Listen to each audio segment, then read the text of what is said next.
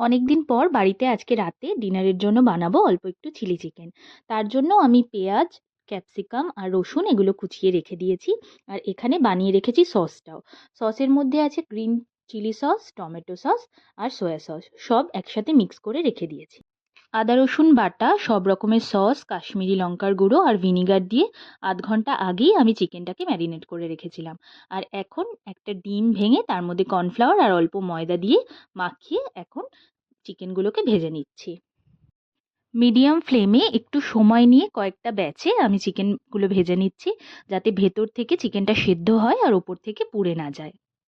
চিকেনগুলো ভাজা হয়ে গেলে এবার রসুন কুচি আর লঙ্কা কুচিগুলো ভেজে নেব। আর এরপর একে একে পেঁয়াজ কুচি আর কুচিয়ে রাখা ক্যাপসিকামগুলোও আমি ভেজে নেব। একটা সুন্দর কালার আনার জন্য অল্প একটু কাশ্মীরি লঙ্কার গুঁড়ো এই ভাজার মধ্যে আমি মিক্স করে দিচ্ছি। সবকিছু সুন্দর মতো ভাজা হয়ে গেলে এর মধ্যে দিয়ে দিচ্ছি আমি মিক্স করে রাখা সসটা। এবার সসটা ভালো করে মিক্স করে নিতে হবে আবারও এই সবজিগুলোর সাথে।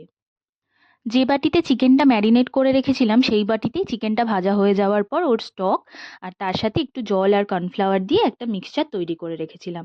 এখন সেটাই দিয়ে দিলাম। এটা ফোটার পর একটু ঘন হয়ে এলে ঝোলটা, তার মধ্যে আমি দিয়ে দিচ্ছি ভেজে রাখা চিকেনগুলো। এরপর আরও কিছুক্ষণ নাড়াচাড়া করার পর ফুটে আসার পর আমাদের দিয়ে দিতে হবে স্বাদ মতো লবণ, আর যেহেতু একটু টক মিষ্টি তার জন্য দিয়ে দিচ্ছি আমি একটু গুড়। ব্যাস, চিলি চিকেন আমাদের কিন্তু প্রায় রেডি। রাইস বা রুটি সব কিছুর সাথেই চিলি চিকেনটা ফাটাফাটি খেতে লাগবে, তো একবার বাড়িতে ট্রাই করতেই পারেন। আজকের মতো ভিডিওটা এটুকুই, দেখা হবে অন্য কোনো একটা ভিডিওতে। আজকের মতো টাটা।